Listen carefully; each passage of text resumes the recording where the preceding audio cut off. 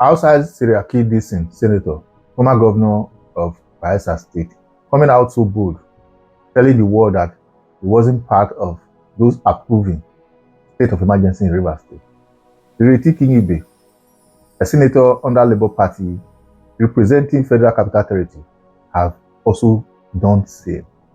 In all this why, I joined them together among those who collected bribes. Now, in a very explicit manner, he did a press release calling it a show of shame. Because if you check very well, there ought to be some kind of voting where those who voted for should be counted, those who voted against should be counted, those who void their vote should be counted, so that posterity will always refer to it. But in that show of shame, they did some kind of voice voting, which you cannot account for, which the constitution of the land wholeheartedly against. Now, here a press release. As the senator representing the Federal Capital Territory, elected on the platform of Labour Party, I, Ireti Kingibe, maintain a clear, firm, and unequivocal stance on the recent declaration of emergency rule and associated voting procedures conducted in the National Assembly. I strongly oppose the use of voice voting for such critical, vital, and constitutional issues. The Nigeria Constitution explicitly mandates that a state of emergency proclaimed by the president must be ratified by a two-thirds majority of all the members of each house of the National Assembly. A two-thirds majority is required for significant decisions like approving an emergency proclamation in the National Assembly. And this level of consensus cannot be accurately determined by a voice vote.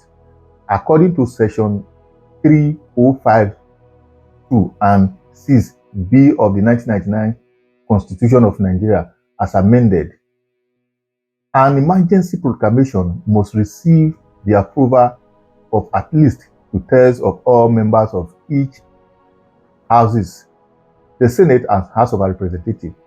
A voice vote where members express agreement by say A or nay cannot precisely measure the required two-thirds majority.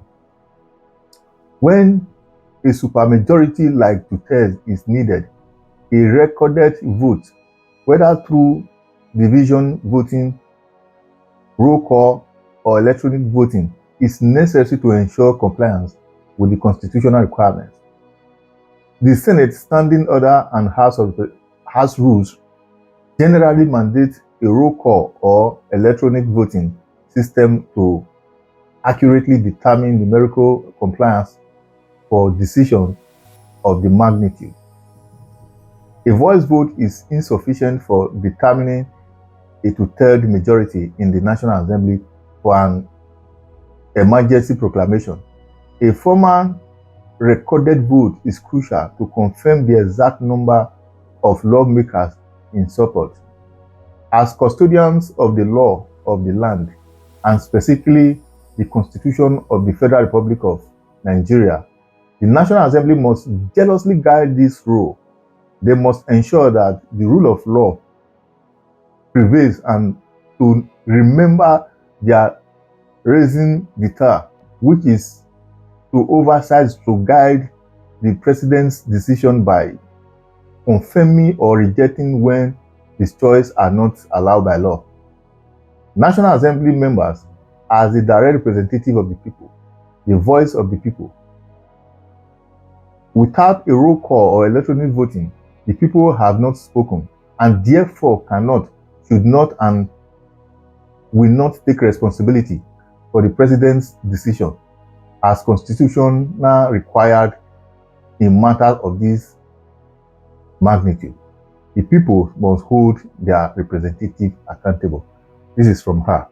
Now, if this is what the Constitution says, and our Senate President, Godswill Akpabio, went against it, sir, with all due respect to you, if they now called you rubber stamp Senate President, how will you feel?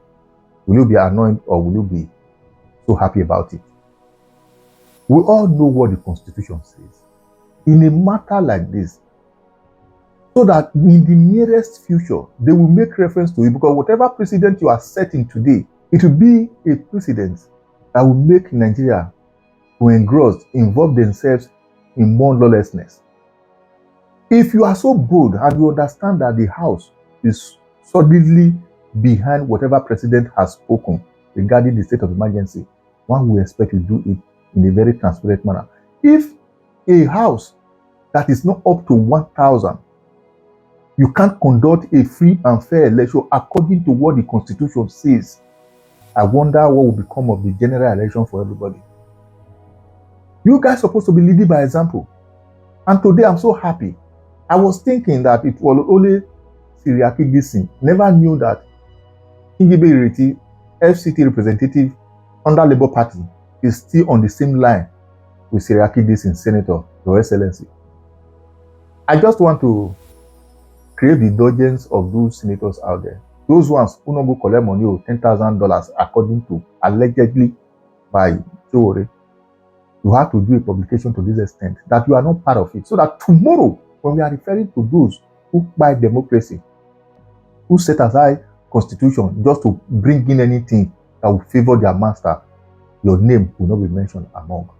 Because it's so sad that you know the rules, you are educated, you are there, but instead of you to follow what it should be, you are using voice vote. Now, if they ask you, this same voice vote you did, how many people went against it? How are you going to differentiate them? How many voice votes do you have? How many votes that were in support do you have? Can you account for it? Is this the way it should be? Anyway, election will come. Like I always tell some persons, so long as it's APC at the end of our prayer, anything can go. Just that no matter how worse PDP was as at the time they were ruling, they were never like this. And people are now going to be missing PDP as well. And by the time a chief in charge of his people are now beginning to pray for the past one.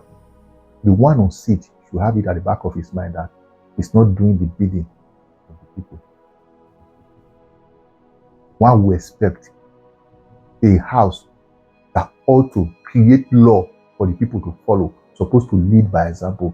Instead, lawlessness is taking the center stage in that house. Anyway, drop your comment in the comment section and follow the page. Thank you as you do so.